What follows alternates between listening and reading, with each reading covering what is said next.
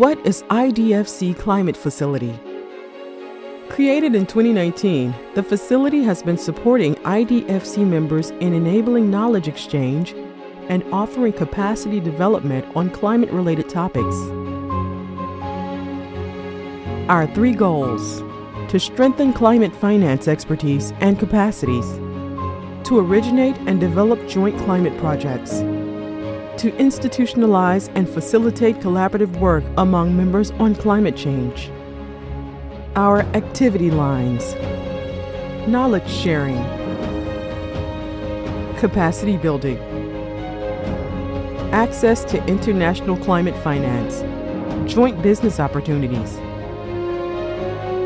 In the past couple of years, the IDFC had been supporting members in mainstream common principles on mitigation and adaptation, developing a framework for the operationalization of the Paris Agreement alignment, promoting a mentoring program between institutions, delivering climate toolbox including GHG accounting, climate risk assessment, Paris Agreement alignment and climate strategy, offering trainings on climate risk assessment, climate strategies, and adaptation, supporting events and partnerships to the international agenda, mobilizing resources and facilitating joint business opportunities and project proposal.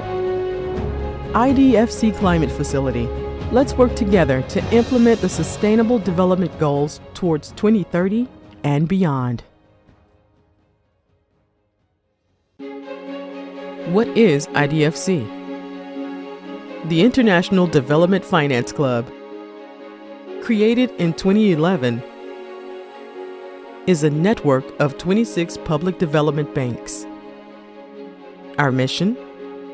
Speaking with a common voice, to leverage a greater impact in major international debates, and to contribute to the implementation of the SDGs, the Paris Climate Agreement, and the Kunming-Montreal Global Biodiversity Framework.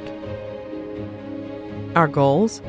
Knowledge sharing and capacity building among the IDFC institutions, enhanced collaboration between members and partners, and pursuing advocacy on the role of public development banks. How does it work?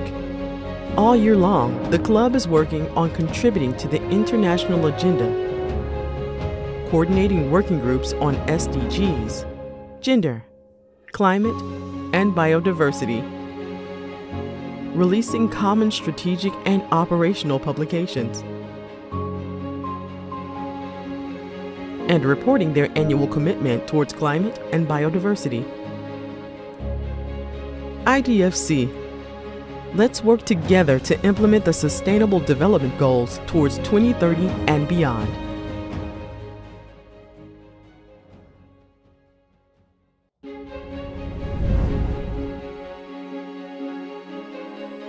What is IDFC Climate Facility?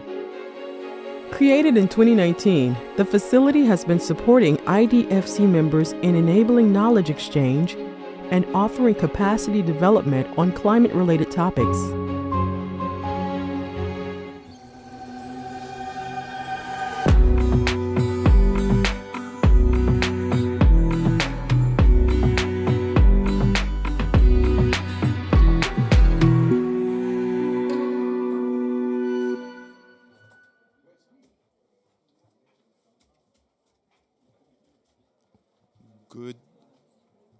Good morning, everyone. Welcome to this event at the IDFC Pavilion. This event, which will be talking about international cooperation. International cooperation to accelerate national climate action with lesson from the freight sector. So today, this event will discuss some lessons that we derive from the work of the International Deep Decarbonization Pathway Network as an introduction. And then we will have a panel discussion that will focus on the insights emerging notably from the African context on this question of freight, but also more generally on the question of international cooperation, which is one of the hot topics that is being discussed here at COP28. So to get started, let me share some insights from the work that we've been doing in the Deep Decarbonization Pathway Network. So I'm Henri Weisman, the director of this international initiative. Just starting by telling what the DDP is. So this DDP is an international network of international partners from in-country. So we are covering a bit more than 10 countries with active members, and some of them are in the panel today in Nigeria and Senegal, but we are also covering notably number of large emerging economies as our core partners, but we also have in our network a broader range of countries being covered. If we had to summarize our activities, it's work that is country-driven, country-led, and country-owned. So the purpose is really to promote the elaboration of visions from in-country partners to support local decision-making in this variety of countries. But obviously, as an international network, the idea is also to try to elaborate some lessons that can go beyond what pertain to the specific national circumstances and to inform the international cooperation, and that's what we'll be focusing on today. Obviously, for anyone who wants to know more about the work in each specific countries, you can go to our webpage where all the information is shared openly in detail.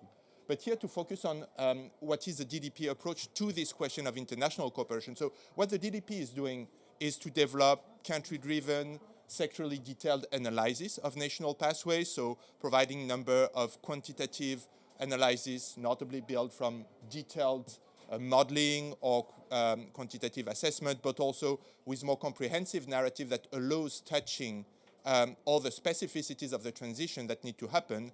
And an important feature to be mentioned here is that all the work that is being done is done through extensive stakeholder consultation. So obviously it's expert-based analysis, but it's not developed in an ivory tower. It's developed with the stakeholders, with the spirit to facilitate their participation in the process.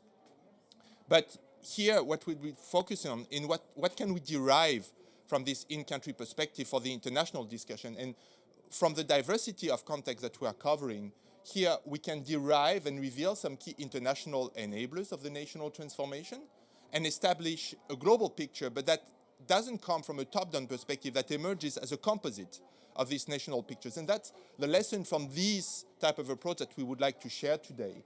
And so very at a high level, if we look at what are these lessons that derive from this work, we have two key. One is that the transformation of systems that are required for deep decarbonization, as analyzed by our country partners, are not possible without adequate international conditions. Basically, depending on the boundary conditions that define the global picture, the transition will be feasible or not for countries. So we need to define adequate transformation. And the second main conclusion is that if we look at the reality of international cooperation today, these conditions that our scenario demonstrate as critical for implementing national deep decarbonization are largely not in place. So these conclusions are from the DDP. They are consistent with broader assessment like the work done by the IPCC on the one hand, the work that has been summarized by the technical dialogue conducted under the global stocktake in the policy realm. So all these messages are consistent, but here the specificity that they emerge from the in-country perspective. So the basic conclusion, and that basically the main argument that we are making here, that if you combine these two statements, it's clear that we need innovative international cooperation. We need to do more and to do better in terms of international cooperation. That's what I would like to elaborate a bit more on. But before going into the details, just to say that this question of international cooperation is really critical, and we're at a critical moment here at COP28 during these next 2 weeks, because something needs to happen on international cooperation based on this diagnosis. It needs to happen now because, on the one hand, making some progress now on these questions will be critical, notably to support the revision of country engagement by 2025. As we've seen, the capacities for countries to increase the ambition of their NDC will largely depend on clear signals and clear achievements that are made on enhanced international cooperation. The other one, why is it a critical moment, is that, so in this COP28, we are discussing the global stocktake outcome, and part of the mandate of the global stocktake as per the Paris Agreement was to enhance international cooperation for climate action. This is a quote from the Paris Agreement. So there is a unique opportunity and a unique momentum just to put this question at the center of the discussion and to imagine ways to improve this question. So what could we expect from a decision on global stocktake? Obviously, not everything will be done inside the UNFCCC. It's very clear that the UNFCCC is a process that needs to connect, that can send a political signal, that can build bridges with other actors and institutions where these solutions can be developed more in depth, and it can create processes to ensure continuity and accountability. And here it's very important for this question of international cooperation to acknowledge that this is not a one-shot exercise. This is a process that needs to be put in place. And so ensuring that there is some continuity is really critical, either inside existing process or outside. That's something that needs to be discussed more in depth. But anyway, that's what the UNFCCC can provide. So on the substance, what are the key innovations to international cooperation? 4 elements I'd like to highlight. First, it needs to be primarily needs-based, meaning that it needs to reflect and to be grounded on the reality of country needs. What are the needs of the countries to support their transformation? And it needs to be supported by enhanced national capabilities, national capacities, because that's the condition for the countries to make sure that there is some ownership of these changes and that the changes that happen effectively support their transition. It needs to be sector-driven. And here, that's notably the main argument, and we'll enter notably in the specific question of freight as an illustration a bit later in the discussion.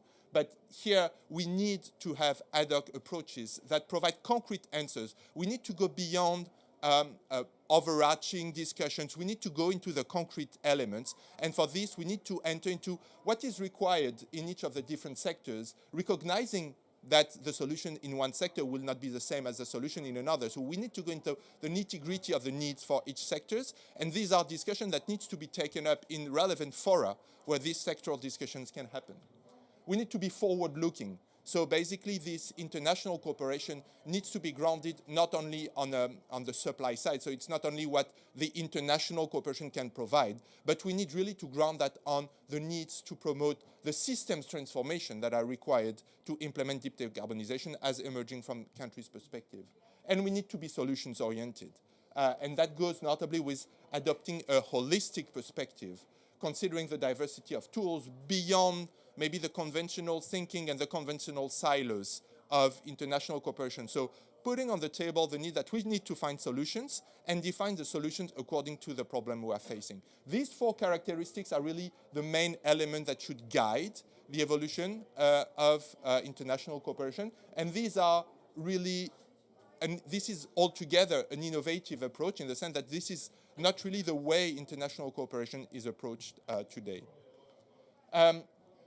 These insights are summarized in our recently released annual report from the Deep Decarbonization Pathway Initiative. So it can be downloaded with a link that appears here on our website, where we distill this key innovation I just discussed, and where we enter into the specifics for 3 sectors as a way to illustrate the benefits of such innovation. We demonstrate, based on the Deep Decarbonization Pathway analysis, how these innovations can concretely provide the support that countries need in their transformation and highlight some concrete ways to operational. So the 3 sectors are still AFOLU, agriculture, forest, and other land use, and the freight sector. And here today, we thought that we would be focusing a bit more on these insights emerging from the freight sector analysis.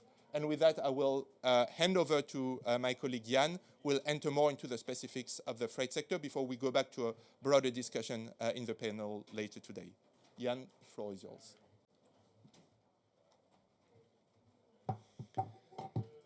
Thanks, Henry. So let's now enter into the detail of these sectors and what we have learned from this work with our different country partners. As Henry says, so first maybe a point of context, why freight? And I should say why freight and logistics. I will come back to that. We say freight because, commonly speaking, people, when they talk about the transition of transport, they separate transport in passenger and freight, which is a very broad distinction. So we use just the usual way of splitting it. But clearly, when we are considering, if you look at the recent number, I mean, the freight emissions and transport emissions represent about 40% of the global transport emissions. So, which is not a small piece. Passenger transport emissions, of course, are the 60 remaining percent, but which means that it is a critical sector if we want to achieve the deep decarbonization of the transport sector. And currently, it is overlooked. Globally, it is overlooked in the different analyses we have seen at international level. The discussions are mostly focused on the passenger transitions. So that's the first thing why we wanted to highlight to the international community what the country analysis can provide on this critical sector for the international deep decarbonization. Secondly, what we have learned from the latest IPCC report is also that the transition of these sectors cannot happen if we looked only at an approach that is a technological approach of the transition of the sector. So more a supply side approach, talking about the vehicles only. And that it requires a link with logistics. So now I will make the link indeed with logistics, talking about the industrial transformations, talking about the organization of industrial value chain and so on, and its relation with the transition of the sector. And that's the second item here, saying that analytical work that has been done on the latest NDCs highlight that there is a clear focus on technological measures and a really blind spot on the question of the organizational changes. I will come back to this definition of what we hear or what we mean by organizational changes. And based on this, we have worked with the 5 country partners that are there. So Brazilian colleague, French colleague, colleague from India, from Nigeria and South Africa to illustrate what means those organizational changes and what is needed, and that's the question that is below, how international cooperation could actually accelerate such organizational changes in the country and that are critical for the freight transport decarbonization. So I will come now to the example from this report on these organizational changes. And we started actually by just talking together based on the national transition pathways that the different teams have developed.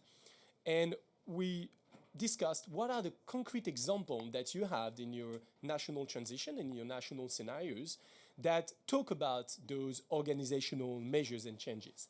And what are these elements? So just to give a few examples, so we highlighted different examples in the report.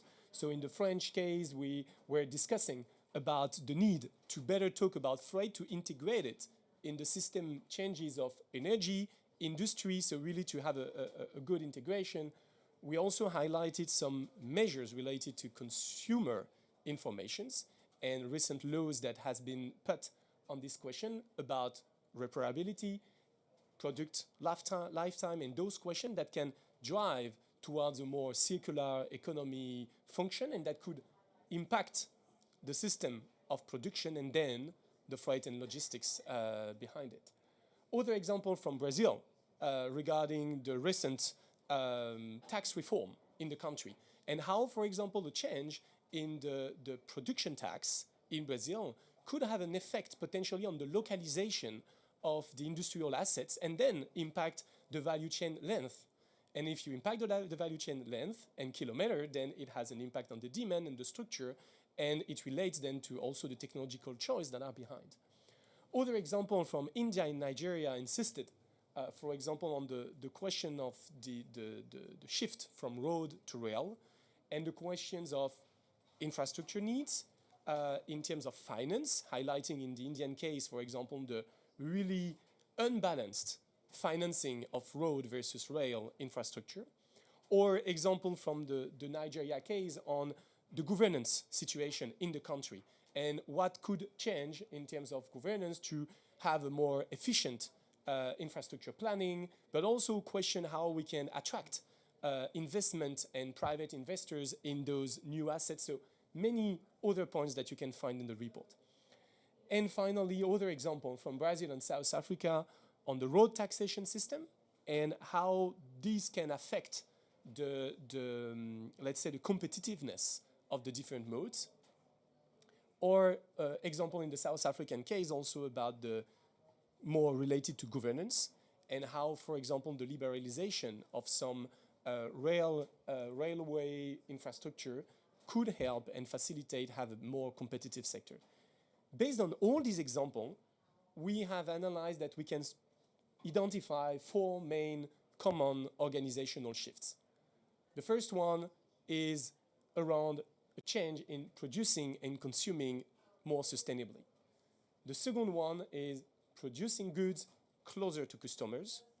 The third one is developing railways infrastructure integrated into the logistics organizations. And the fourth one is making rail service more competitive than road service. Those are the organizational shifts that we discussed and identified in our reports, and that indeed are complementary to the technological changes that are required related to the energy fuels and vehicles. But those 4 are less highlighted, as I was mentioning at the beginning, in all the international discussions. Then, based on this, we enter into, and just to highlight what Henry said before, those are the typical example of the transformations that we need to enter on with real country needs identified in it. And then to discuss what are the type of innovative international cooperation that we need and can support some national transitions. Just to highlight, I will not detail all of them, just to highlight a few examples that reveal this. And I will take, for example, the questions of on experience sharing on policies. The example of rail liberalization and concessioning. I remember an example from the South African case that revealed that in the South African context, it was quite difficult to implement such shift and such change in the governance, but that they know and they are aware that other countries have done it in the past and that they can learn from other experience, from other in-country experience, and that typically organizing experience sharing based on the need of the South African colleagues and being discussed with other colleagues from other countries that explain how this could happen and discuss in detail the barriers and the challenges could help them then implement it and, of course, implement the organizational shift that is to reinforce the competitiveness of rail. And you see different examples that are there. Another one is about financing. I will insist on this one, of course, because we are at the IDFC pavilion. I think it makes a lot of sense to also mention that for the freight and logistics transition, we are not only talking about transport infrastructure.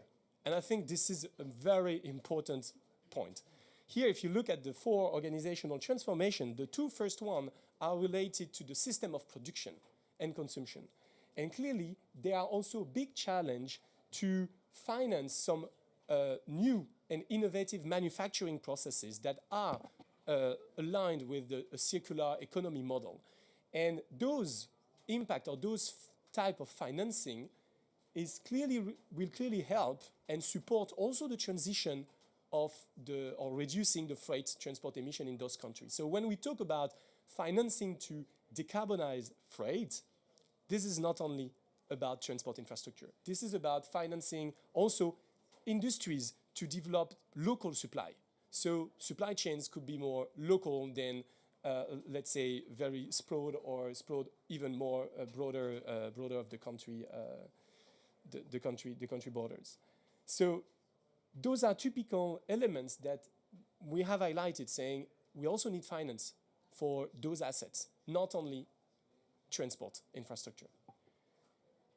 And maybe just the final main messages, I think, that are about what needs to change in the way we are looking at these international cooperation tools, so that we draw after having set this different example. First, on knowledge sharing, that's what we said just before with the example. We should structure the discussion around the industrial organization. So I'm coming back to this dimension of logistics organization. So freight should be discussed in the context of the industrial organization and not just discussed about the vehicles on one hand or just with a limited scope.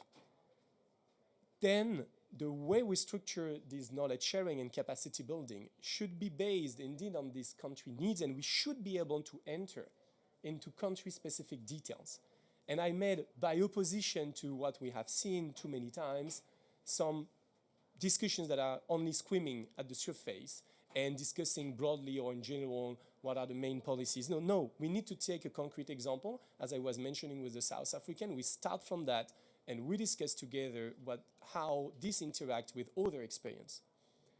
Technical assistance. Clearly, we need, just one of the messages, to focus and get more support on these organizational changes. There are already a lot of elements regarding the change of zero-emission vehicles. There are already many aspects. But clearly on these organizational changes, the industrial planning and all these elements, this is also critical for freight, and this is a gap, and this is where we should focus energy. And second element, as mentioned again by Henry, on this case of freight, should be demand-driven, by opposition to what we have seen also, which is more driven by technical assistance offers. So countries that offers indeed technical assistance from what they want to propose in a way, or what they know. No, it should start from what is needed for the transition and then identifying the good technical assistance that they could find, let's say, in the space of the technical assistance offers that exist. On finance, I just mentioned it many times, but analyze infrastructure change in transport, but also in the industrial sectors.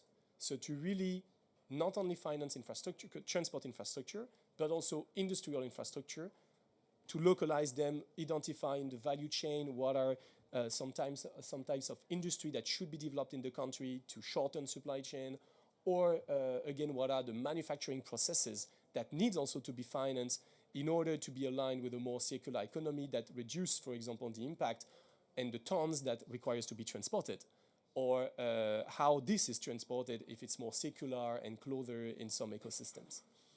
And also the challenge here for us, from what we have seen in this discussion, is that first it should be country specific to really incorporate in it, and infrastructure specific. So we need to have these discussions that start from those examples to then have a discussion that is more oriented towards what are the country specific and infrastructure specific barriers. Because very often we have discussions about, we know for such type of infrastructure, general barriers, but general barriers will not be the same in Nigeria than in Senegal, and we need to be able to enter into those details to better understand what fits their specific transition. And finally, trade. So clearly, it is something that is a big blind spot in current trade agreements and trade discussions and trade cooperation. It does not consider the impact of trade on freight decarbonization. And this is clearly important to have a better consideration of what trade would mean in terms of freight transport emissions. And second, this is also an opportunity, if we anchor that in the discussion of trade cooperation, to discuss also what are the requirements for developing a more regional, continental, and sustainable industrial value chain and associated logistics. So in trade cooperation agreement, we have seen more and more local content requirements or those type of elements that can support the different organizational change that we have mentioned just before. And I would just stop here, also recognizing, the different colleagues and co-authors that have worked on this freight chapter, and that you can see here. So the colleagues from France, from Brazil first, from France, from Nigeria, 3 of them here, and Chuck's that we are really happy, Okereke that is here. And of course, colleagues from India and colleagues from South Africa. Thank you.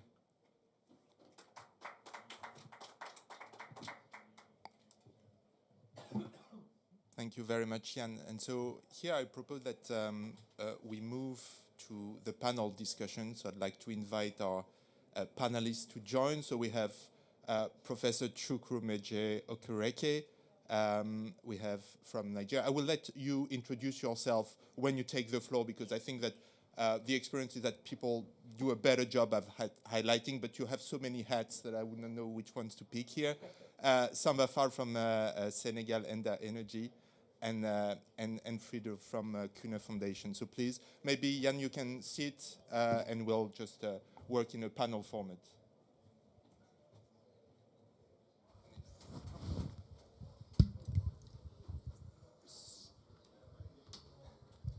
So we thought that we could be organizing this panel in two moments.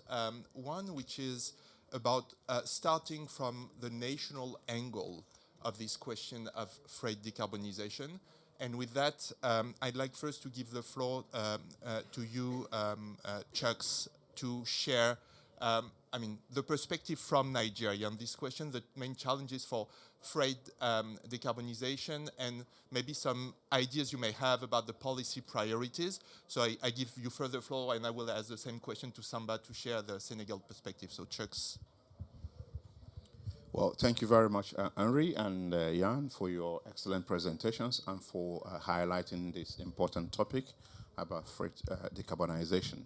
I would actually like to step back and engage with one of the things that you said about the DDP. I don't think we celebrate enough the way that DDP is actually country-driven and country-owned. This is a mantra that you hear everywhere in COP and international negotiation. But this is my first experience of actually seeing a project or program that really is very light touch from the funders, from, in this case, the international support organizations. So I really want to thank you, all of you, for the way that you not only emphasize multi-stakeholder engagement, but country ownership. And because of the country ownership approach that we took in the Nigerian DDP, we were actually able to go a little bit more into freight, into a broad range of transport mode than was the case with the NDC. And it's actually very well recognized that the detailed analysis we did in the transport sector and the follow sector are some of the two major distinguishing factors between the NDC analysis and the DDP analysis. We found that 16% of the national inventory, which represents about 67.3 million metric tons of carbon dioxide equivalent, comes from the transport sector. We also found that the transport sector is the fastest growing sector in Nigeria between 2018, which is the base year, to 2060. And so this is one of the big findings. Now, we also found that although currently 90% of the goods in the country are transported by trucks, and this comprises mostly light duty and also heavy duty. And we found that the freight, in the air freight, there will be a growth of from the current 19.8 million tons kilometer to 286 million tons kilometer. In the case of road, we are looking at an increase of about 2.7 million to 14.4 million. And in the case of rail freight, a projection of about current 1.34 million tons kilometer to 168 million tons kilometer. Huge, huge increase. And so I really share your sentiment, Jan, that this is not something that is talked about anywhere near enough as it should be. And our work at the DDP Nigeria has helped to highlight this. And we plan to take these numbers and analysis to the necessary government officials in Nigeria. Because you said something that I really agree with, and I put a really bold letter on it, that a real mark of advancement in national decarbonization discourse is a movement from the holistic overarching numbers to sector-specific analysis. And Nigeria, so far, has been hovering quite a lot in big overarching numbers. Net zero, 2060, 47% reduction, 2030, NDC. But there hasn't been detailed focus on sectors. And so I have made a big asterisk that going forward, this will now have to be our main focus. How do we take these big numbers and then drive much more detailed sector analysis, but also detailed sector reforms? So I'll leave it at this, and then I think in the next round we can then go into the issue of international cooperation. But I just want to highlight that I am grateful to DDP, the support that we receive from all of you, because it's really enabled us to go into sector analysis, especially in the transport sector, much better than was done in the previous, and that the issue of freight is one of the key things that we've identified that needs more attention. Thank you. Thank you very much, Tux. And maybe we can say that all these elements are notably captured in the long-term strategy that was released yesterday based on this work, and that it includes notably the details on the sector level, including on transport, which you described. So congratulations for that. Let me ask the same question to Samba about to share the perspective from Senegal on this question. So thank you again. I take this also the opportunity to present myself. I'm Samba Fall, and I worked at Enda Energy. I'm responsible for climate and systemic transition. But also I would like to seize this opportunity to really acknowledge the support given by AFD and IDRI to help us to move forward when it comes to the at the moment what we call co-construction of trajectories. And as Professor have said, this is a real opportunity that has been seized by national stakeholders in Senegal to develop a process that has been started since March 2022, and it helped us. I know that Nigeria has just validated its LTS, but also last week we have been very successful to validate our LTV. And the LTV is long-term vision is one of the key criteria for the JETP of Senegal. So in this spirit, I would like also to thank the support given. So if I want to come back to the question raised by Henry, first of all, I would like to again stress that the transport profile is almost the same in Western Africa. So, and especially when it comes to freight transport, mostly driven by heavy truck that are transporting all merchandise and all the goods from within the national context, but also in the sub-region, because West Africa is also marked by a lot of transport freight within our region, between Senegal, Mali, between Senegal, Guinea-Bissau, and all the country that are belonging to us.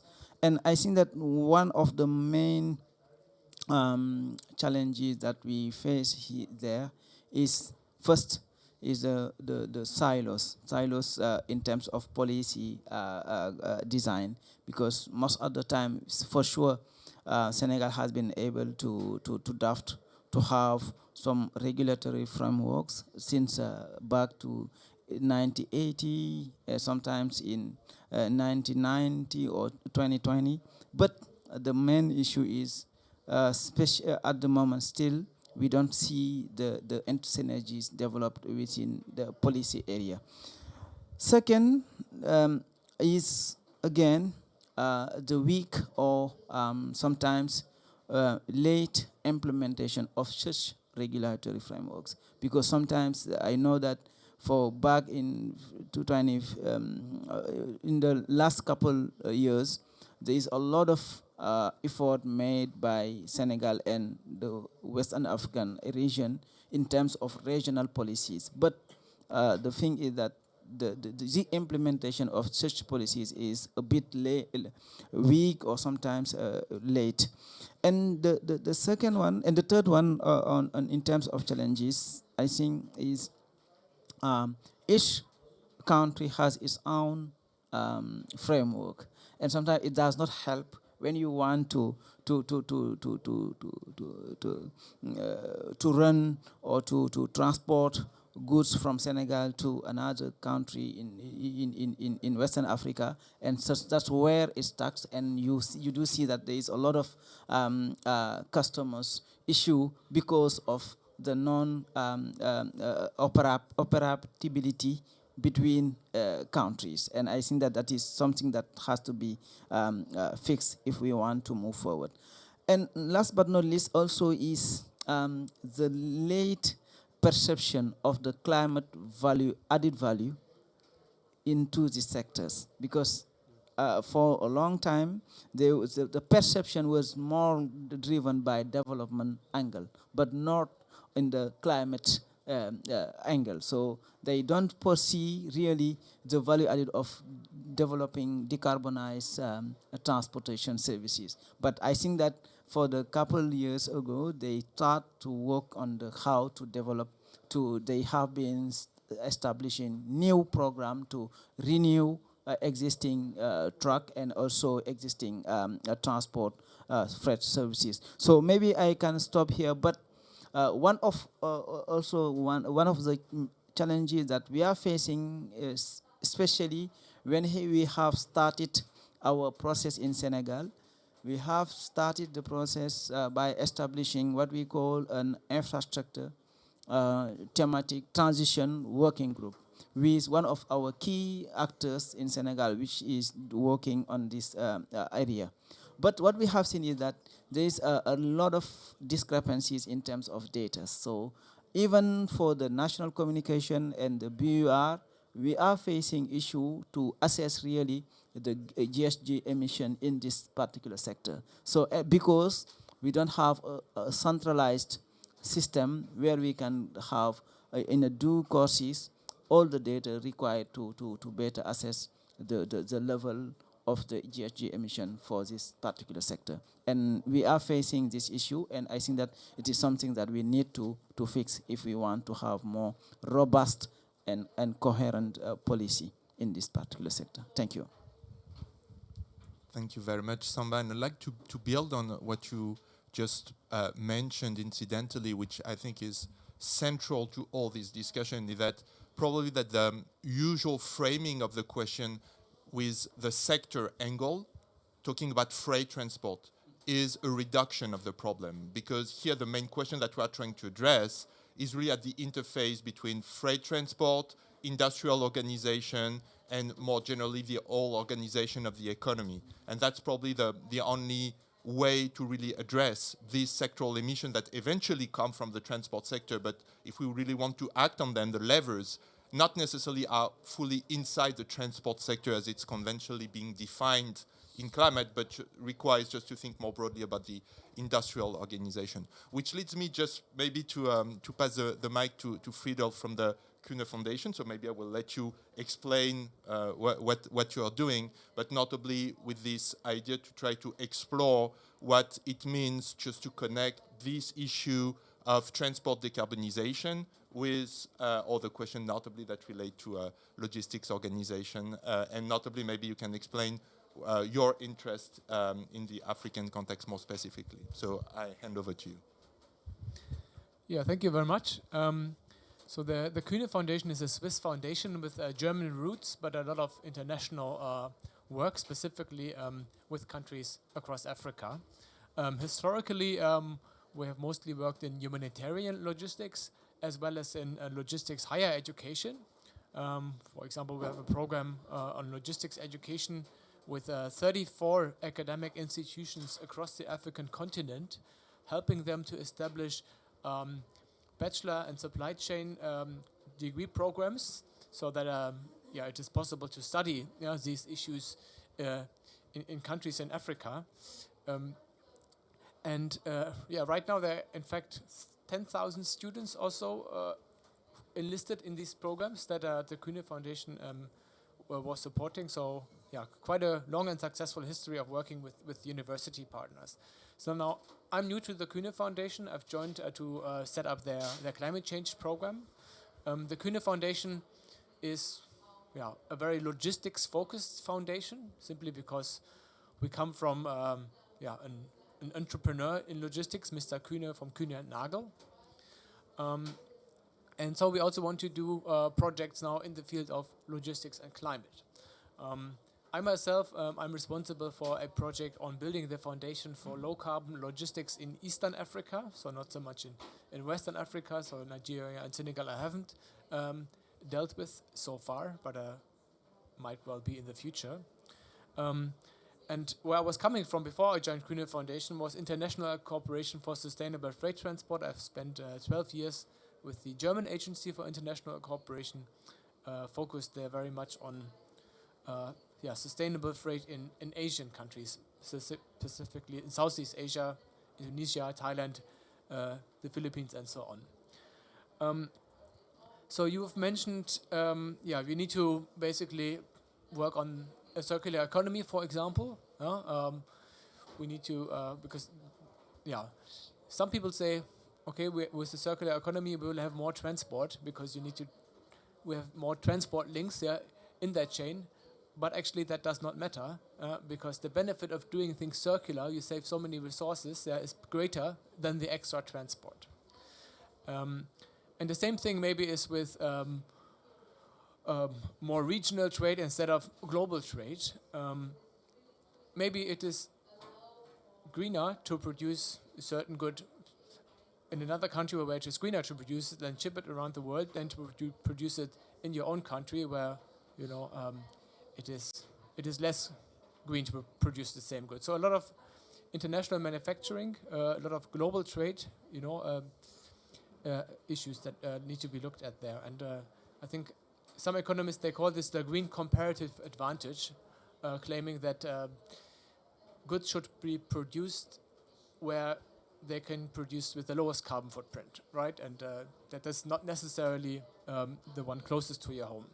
Because when you look at the carbon footprint of international supply chains, often the share of transport in that supply chains is relatively small, but the share of actually the production emissions, that is the bigger part. And that makes it for me also so challenging or why logistics is so challenging, because transport logistics emissions are so dispersed, right? There are so many little pieces and so many individual emitters that have to be dealt with, and they're all corporate, private sector companies. It's different than passenger transport, where you deal with public transport agencies, where you have a much stronger involvement of governments. In my experience in the countries where I'm familiar with, in the government it's even often not so clear who's responsible for freight transportation. Ministry of Transport feels responsible more for the passenger transport, for moving people, not goods. Or at least the responsibility for movement of goods is shared between different government agencies. Ministry of Trade and so on may be also involved, the Ministry of Industry. So that complicates basically the governance of the whole sector. And on top of that comes the problem that you have a sector that is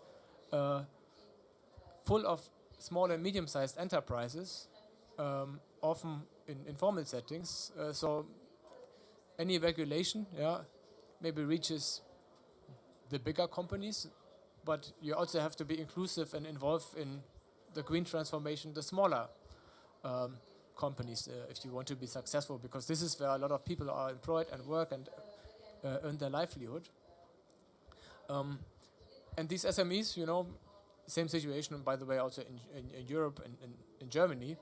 They're not only poor in cash, they don't have funds to invest in new technology necessarily, but they also have no time to deal with new technologies or new knowledge, to take a training, because they have to take care of the business. And that's a challenge for engaging for international cooperation also, all these the stakeholders. Maybe I stop there and continue later. Thanks very much. Thanks very much. And you provide a perfect hook for the second part of the discussion that we may go to, which is more about, this perspective on international cooperation. So basically, I'd like to go back to Chuck's to elaborate on your perspective, maybe, using your hat from a Nigerian perspective, using your hat from an African perspective, but also using your hat of an international expert of this question of international cooperation to highlight from your perspective what are those key limitations that are existing today and the priority innovation if we had to focus on a few key elements, including in this context of the UNFCCC, but more broadly in the transport sector, but also maybe in other sectors. What would you identify as priority items on this agenda for the international community? Well, thanks very much, Henri. I have a couple of points that I would like to make with regards to the role of international cooperation in reducing emissions in the transport sector generally, in freight in particular, but even in the overarching discourse of decarbonization. If you look at the work that we've done again at the LTS, what you find, and this is not kind of is not rocket science or revelational, but a predominant amount of the the vehicles in Nigeria are very aged, old vehicles. You could say imported, some would say dumped in Nigeria. And what this tells you is actually is something that is kind of much broader. Historically, we see that when progress is being made in any particular issue area in international cooperation, the squeezing and the phasing out of a particular technology, mostly in the West, often results in the increase in such technologies in poorer countries. Whether you're talking about smoking, when smoking started to be banned in the West, the smoking really just went off the roof in developing countries. The same thing also has happened in the issue of oil and gas. And we see a lot of demand for kind of phase off in the north, although I can still challenge the fact that there are still a lot of developed countries that are committed to tapping out their gas and oil. But that has resulted, it's being kind of shifted down to poorer and developing countries. And so one key area of international cooperation is really to look at maybe a regional or even global policy around this issue of dumping old vehicles and technologies in Africa. Because this is also one of the major sources of pollution and death in Nigeria. Even if you talk a little bit less about carbon, it's also one of the major health hazards. The second area of international cooperation, I think, will be around border control and security.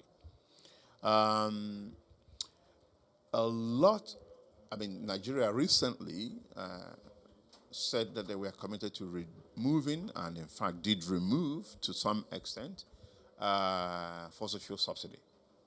Interestingly, one of the biggest reasons they gave was that, we cannot keep on subsidizing the cost of fuel for all the countries in West Africa. By which they meant that people were buying at a much cheaper price and using these light trucks and heavy trucks to move the fuel across to neighboring countries. So unless you deal with this issue of border porosity and security, this is going to be a problem that will carry on. I think one area that's also been neglected, and that Ian mentioned it in his knowledge sharing, is the issue of research. So I'm quite glad to see that the Kuno Foundation is emphasizing this knowledge creation in Africa. One of the biggest problems that we have in Africa is that a lot of policies are not based on locally produced, in-depth, high-quality research. And Samba was making a little point about this around the issue of data, lack of data availability. Often when we have, say, France, Africa cooperation on equal levels, it's not equal levels because a lot of the heavyweight analytical lifting that's going to shape the contours of cooperation has been done not on an equal basis. So you already start on a very unequal research foundation that is shaping the conversation that is happening at the international level. And so when you come to a COP28 like this or any other COP, a lot of the basis of analysis, a lot of the basis of discussion will come from analysis like IDRI, IDOS, ODI, etc. have produced. But we don't have such rigor of analysis coming from ENDA, from CCDA, IFNI, from locally based think tanks.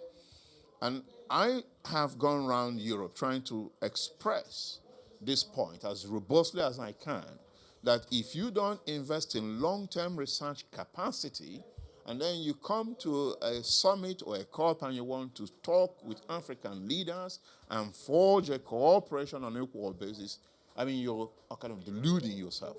And this is why I'm really quite proud of this work that we have done here in the Nigerian LTS, which is the first time that an African country that I know of, perhaps with the exception of South Africa and to some extent Senegal, been behind the quantitative analysis that is shaping a long-term document.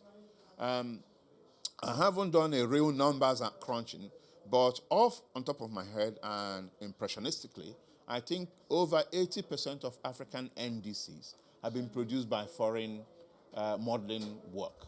Okay, so we need to change the basis for knowledge creation. Jan said knowledge sharing. It's okay, but I will even say knowledge creation and sharing. Okay.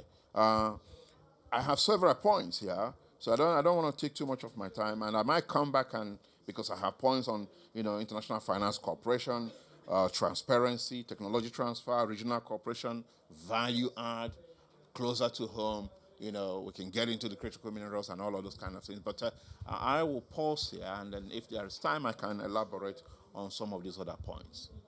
Thanks, Chuck. We'll make sure to come back to you so that you can elaborate on these points. But I think that I also, go back to Samba and the point that you're making about the need for, domestically developed knowledge and the need, and pointing to the fact that is a challenge that we are facing, which is that it takes time. It's not something that can be developed overnight.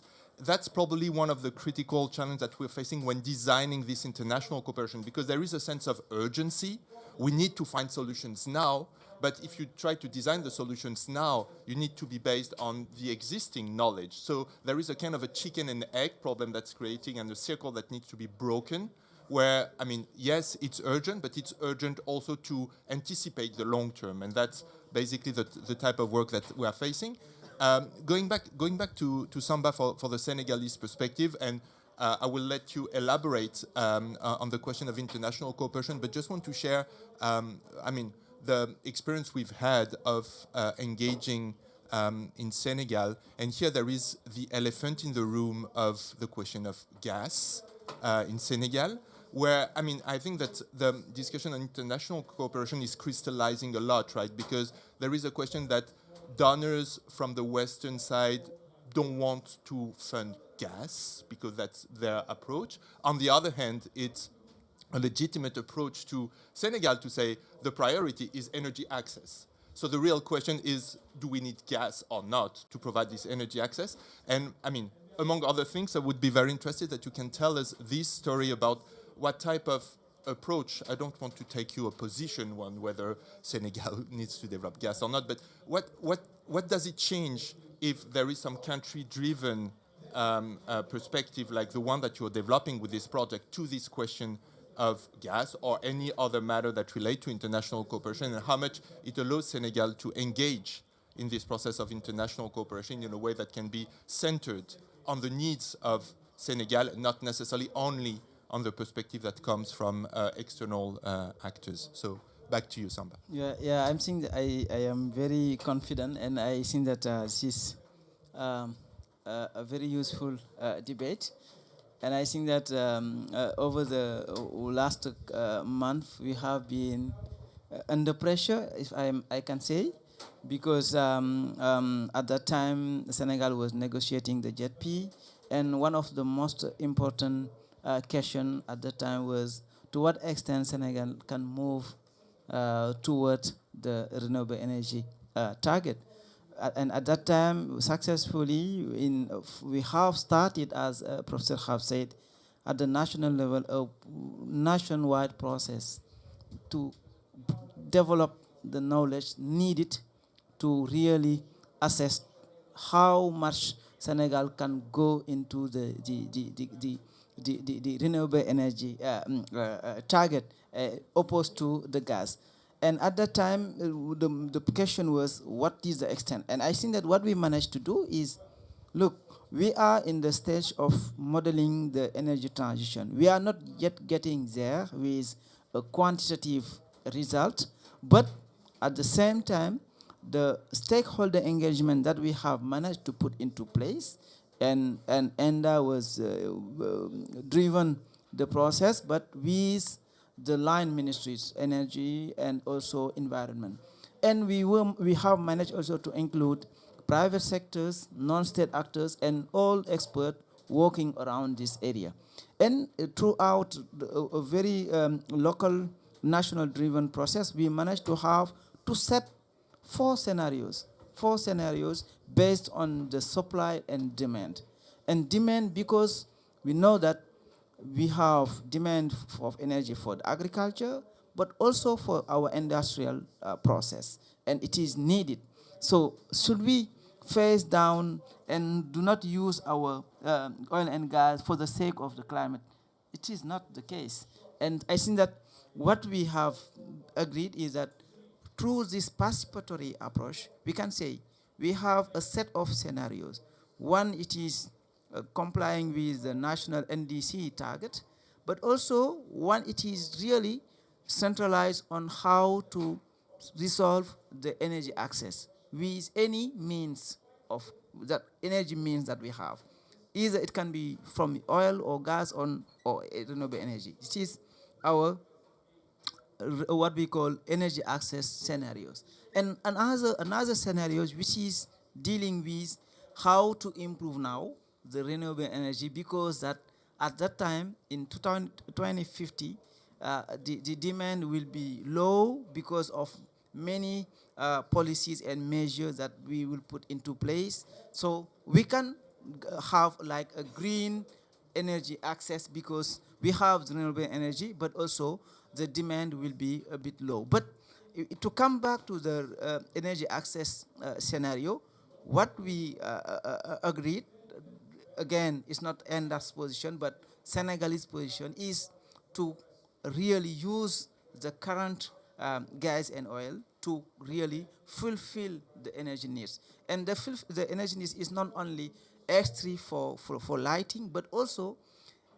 energy for cooking and all the energy needs. So it's the whole energy system. And I think that we have learned a lot. And to come back to the question is, for sure, the analysis should be done by national actors. Because for two reasons. First, they have a better knowledge of the needs and the constraints.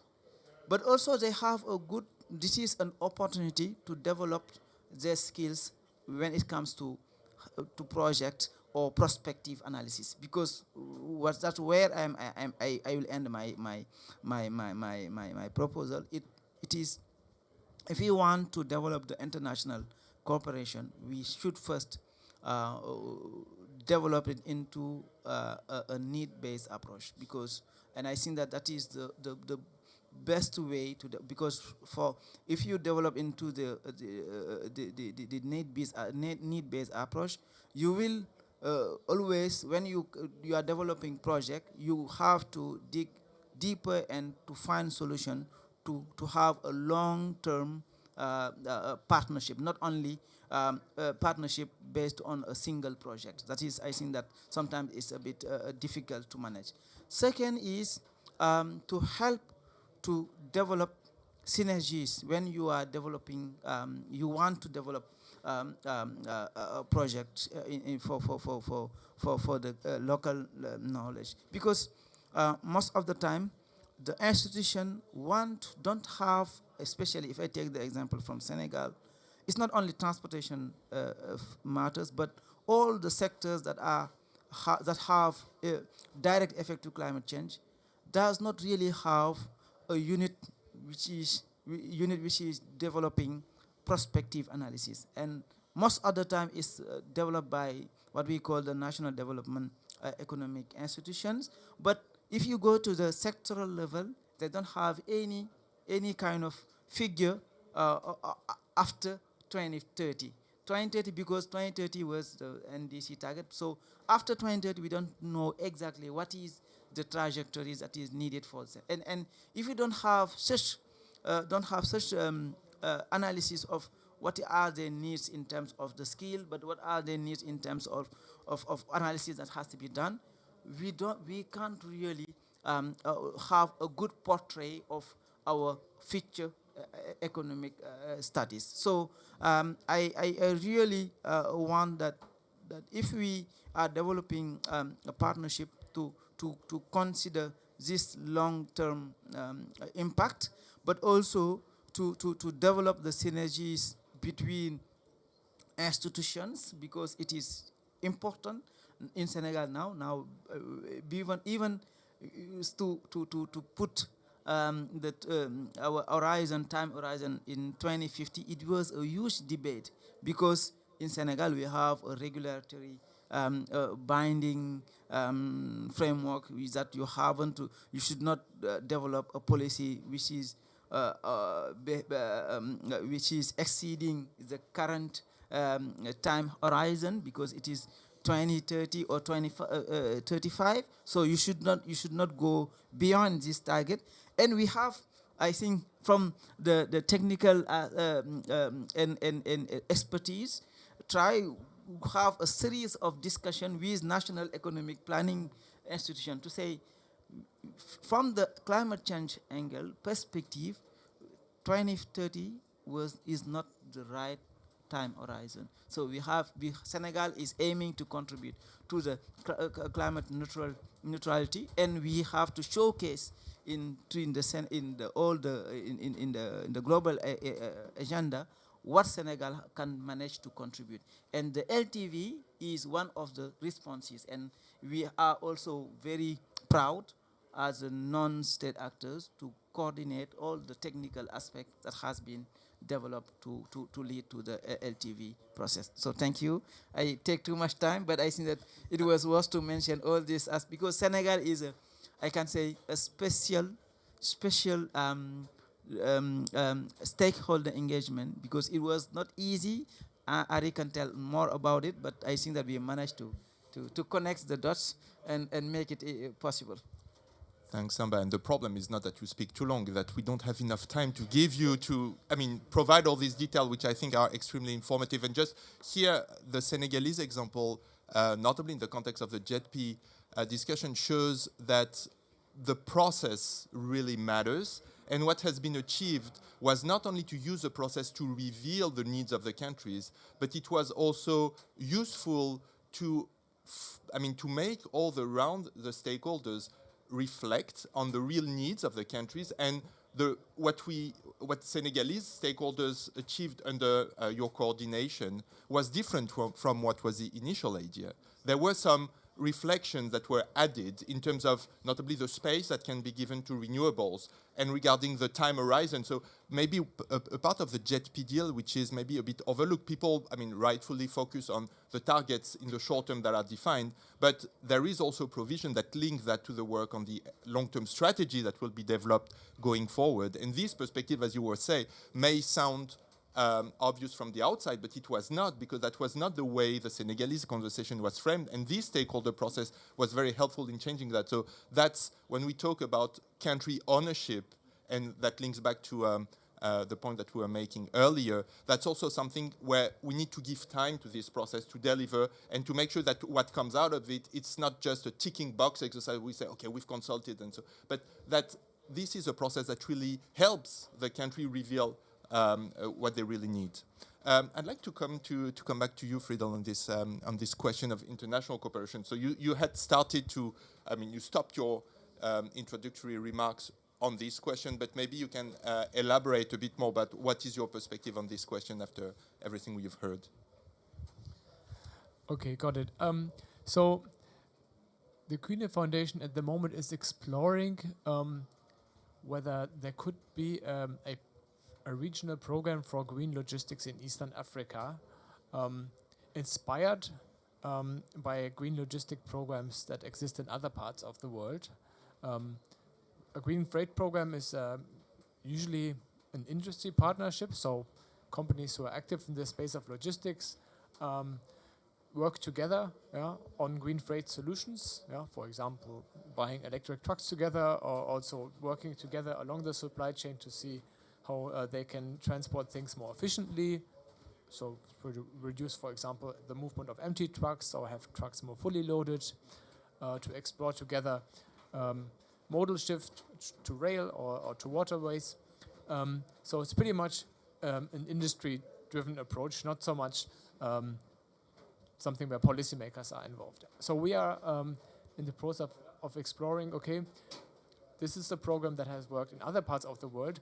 Would it work, or how could it work in Eastern Africa? What are the specific interests of the logistics industry stakeholders in countries like in Kenya or in Tanzania and other countries of Eastern Africa? What would they think should this look like in the case of their respective countries? So in the past couple of months, I've had the privilege to participate in several stakeholder dialogues with national stakeholders to have this discussion, to see, like, where are the pain points and what are the solutions that they are proposing. And what really surprised me very positively is the level of understanding and the level of knowledge that was already in the room. I had expected that we have to, So a lot of the companies, these were big players like DHL and Kühne and Nagel, and big shipping companies or manufacturers, Coca-Cola, for example. They are looking to promote green logistics also in countries like Kenya and Tanzania, because they are multinational companies and they have international targets to fulfill. Their companies have committed to go green, to be net zero by a certain year. So they also have to fulfill this commitment in their operations in African countries. So this is another dimension for me of international cooperation. These are ideas that are brought in from multinational companies, not by international development organizations, who out of their own corporate interests, promote this agenda. And so just last week, actually, I was at a logistics convention in Kenya, actually a regional one with a lot of other countries also involved. And there I asked the question, okay, what is your motivation? I was also facilitating a panel with some stakeholders. What is your motivation, to work on green logistics? And the response was, okay, number one, of course, the planetary crisis, we just simply must do everything to decarbonize every sector, and logistics is, of course, one of them. Number two, our customers really ask for it. We as a logistics industry, all the clients there, they ask us, do you do also green transport? Do you have electric trucks, or do you use the rail, or, do you understand what your carbon footprint is? So logistics industry does it because of the customer demand, but also because the shareholders, the investors, and their employee, as the heads of the company, what is our company doing about it? And last but not least, companies have started working on green logistics simply because it makes so much economic sense, because there are a lot of cost savings in it.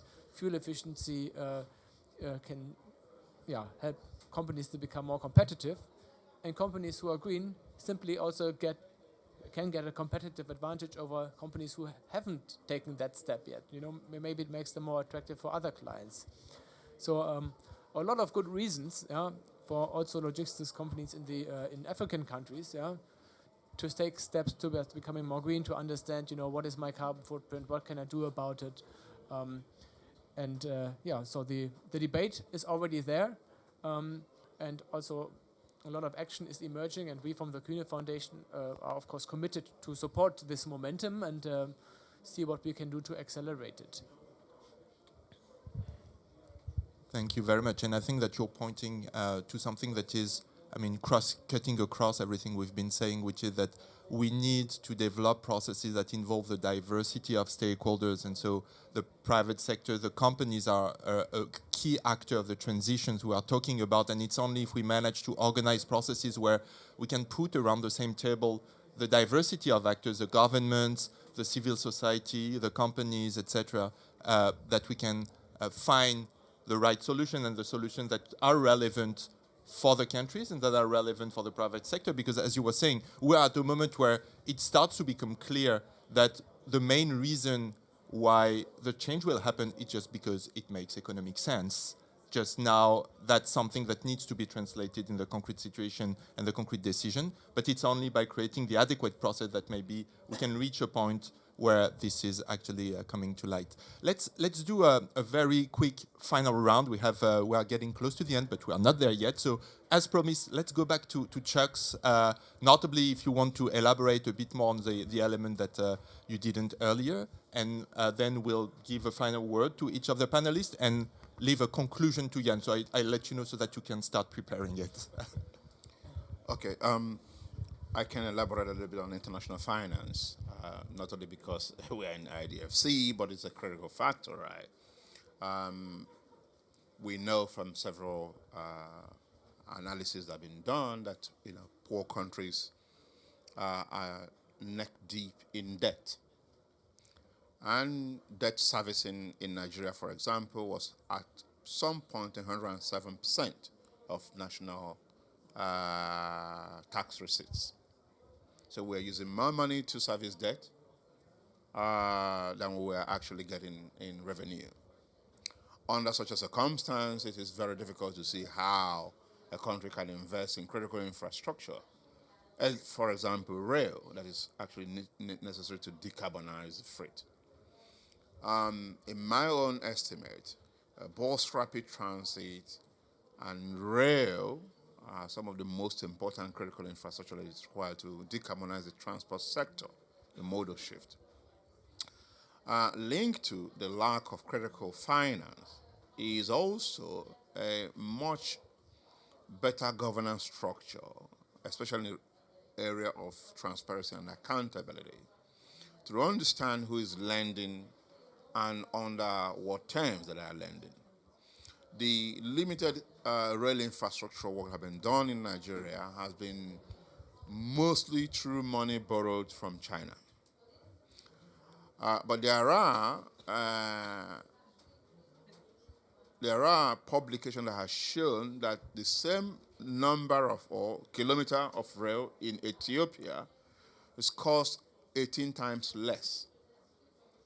And the same kilometer of rail in China is cost about 27 times less. So a critical dimension is about transparency. How much are we borrowing, and to what extent are we investing the money borrowed in the most cost-effective way?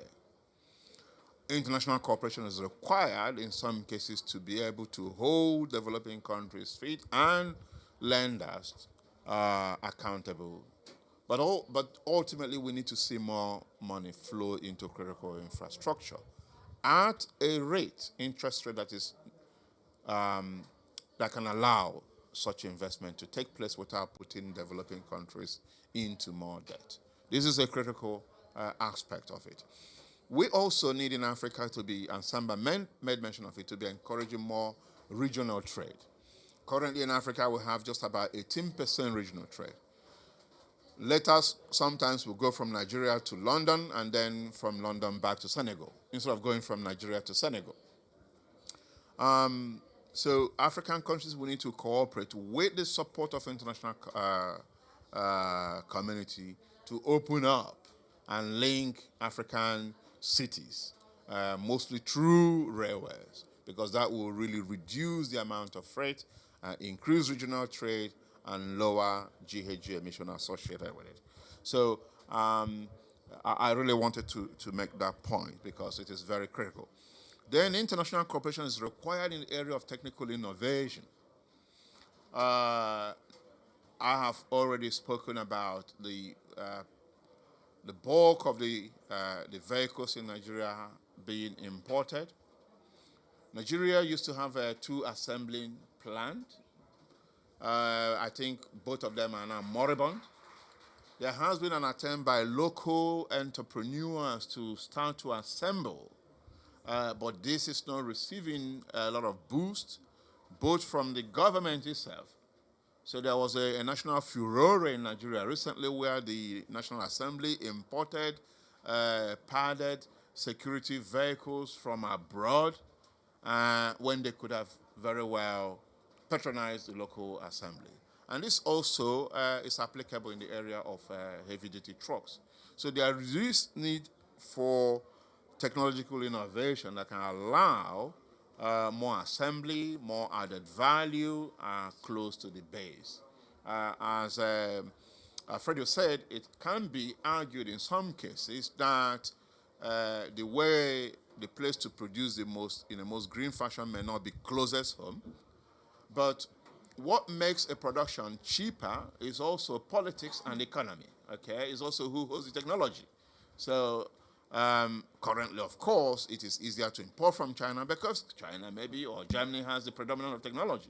But if you have a different kind of technological innovation, then in 10 years or 20 years' time, it may not be cheaper, greener, to import from Germany because you have made investment to make a competitive production in Nigeria or Senegal possible. So it's also politics. Thanks for landing on this super important point indeed that the politics is really influencing a lot what makes sense or not in terms of international cooperation. I think that you've already set a clear agenda for some of the priorities that need to be tackled going forward in international cooperation. Samba, final word for you. Yes, I think that I would like again to build up on what Professor have said, but for at the national level first, because I have seen in Senegal like some development of renewable or renewing the current freight transport vehicle, but sometimes what we see is that after 2 or 3 years, we see this is not adapted to our local condition because maybe it's not well designed, or even though we know that there's a lot of inspection that has been done by the ministry abroad before importing such vehicle. But I think that our point is how not only to develop innovation from national perspective, but also to broaden the engagement of users and also local private transport services, because these are the one who will use and drive people and freight throughout the national and regional. So I think that sometimes what is missing is that we don't consider the views and needs when it comes to develop partnership abroad the country. So I think that is important. And the second point that I think that is very important for the international collaboration is really in the regional area. How Senegal and Mali, or like a direct neighboring country, can not only from the policy level, but also from the private sectors and users' perspective, how they can link together and discuss about their needs and issue. And I think that the framing of the solution shouldn't be only based on like local perception only, but it should be broadened as much as possible, because the same goods are being transported from Senegal to the Asia region. So sometimes the missing point is that the top driving or the top-down approach sometimes does not match the needs or the issue that the local actors are facing. And last but not least, when it comes to the finance also, the main issue is not only transparency, but how the contract are being made, but how the national private or champions can be promoted as much as possible. there is some laws that help to promote national champions when it comes to develop a PPP. But I think that sometimes what is missing is that the local content are not there. Even sometimes it's signed, but when it comes to the implementation, we do face some issue for promoting our national champions. And the last point is sensitization, because nowadays, if we want to move from the development perspective to climate oriented freight services, they have to be more committed. But if we want their commitment, they have to be more sensitized on the value added, and even how they can fund through the carbon market, because it is one avenue that are not really well assessed. And I think that it is something that can, if private sector are well sensitized on the carbon or the climate added value, they can even be more engaged in the PPP contract. Thank you so much. Thank you, Samba. Let's give the final word to Friedel, and then back to Jan to conclude. Thank you. I think 2 points I want to make. The first one is that, of course, the supply chains between Europe and Africa are, of course, very linked. There's a lot of trade going on between the two continents. So in a way, also, a lot of the freight growing in Africa is caused by demand from Europe. So that makes, for me, also, like, we have a special responsibility, then also to make sure that the freight that is just derived from our demand is supported in that transition, to be decarbonized. And the second point I want to make, again, is referring to the Grüne Foundation. In addition to the Green Freight Program, we also have launched or want to work in the future much more on capacity development. On the one hand, in the academic sphere, so that the topic of climate is also integrated in logistics and supply chain integration, so that the future decision makers who work in that space also understand what the problem and what the solution is. The second point is we want to launch a program on vocational training for people who have maybe a green collar job, for the truck driver or the mechanics, and also for continuous education, executive education on green logistics. So for people who are already working in the companies, that they can upgrade their know-how and understanding of green logistics. So on many different levels, we want to offer capacity development for companies and for young people across Africa in the space of climate and logistics.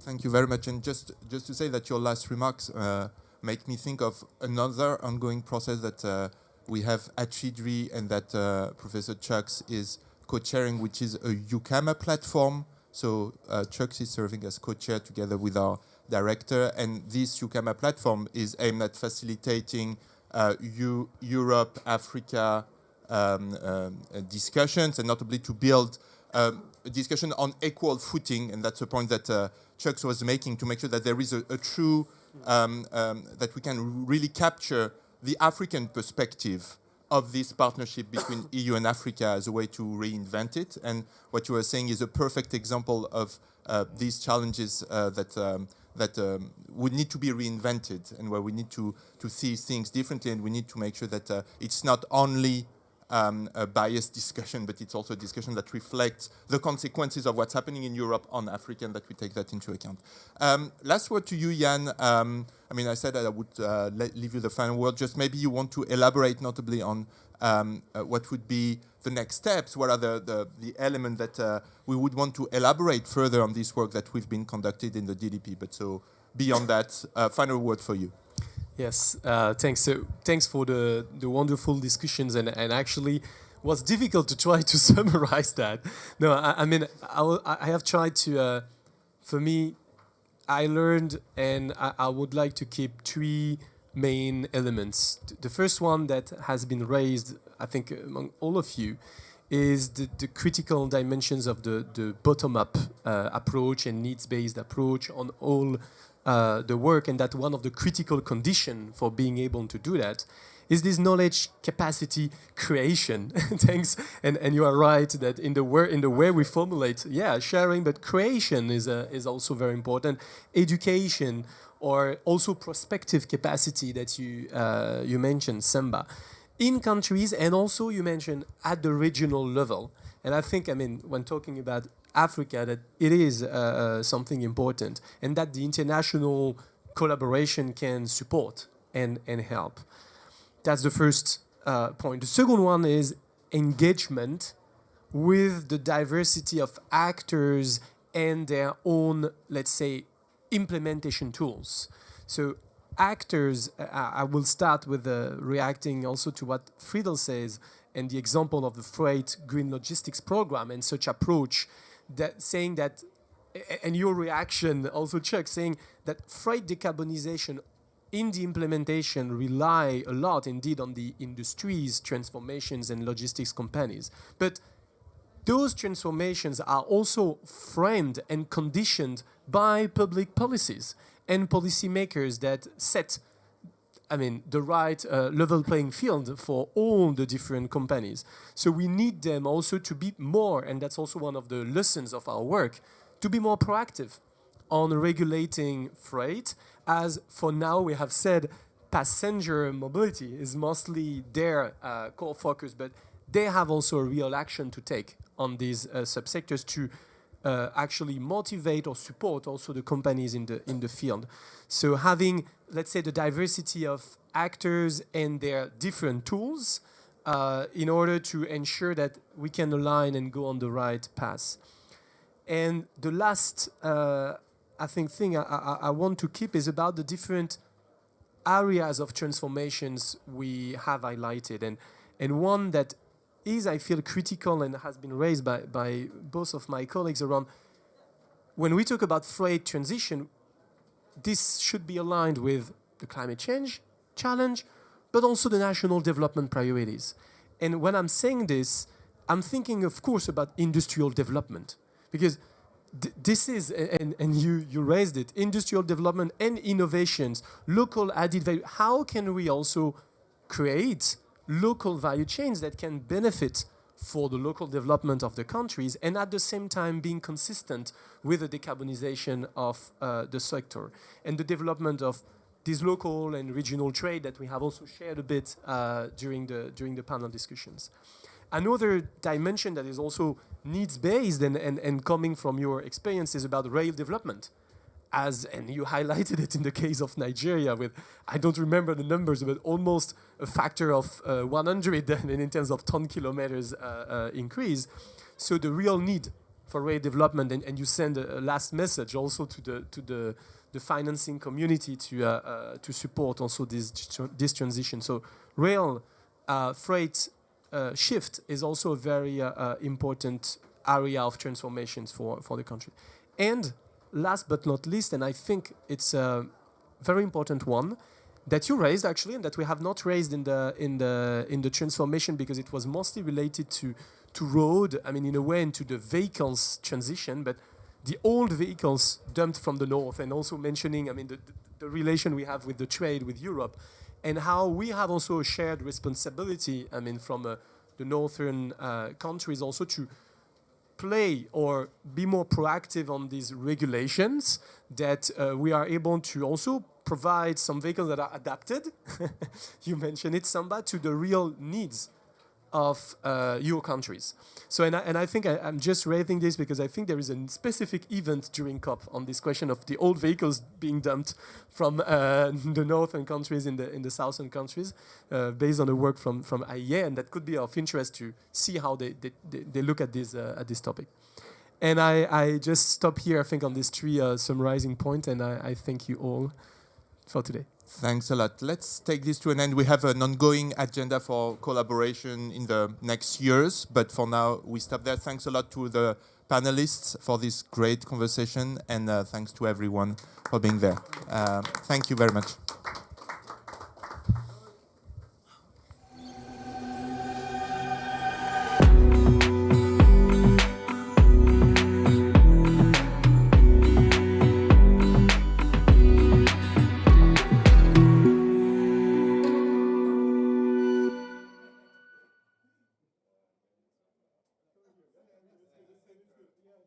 Our 3 goals: to strengthen climate finance expertise and capacities, to originate and develop joint climate projects, to institutionalize and facilitate collaborative work among members on climate change. Our activities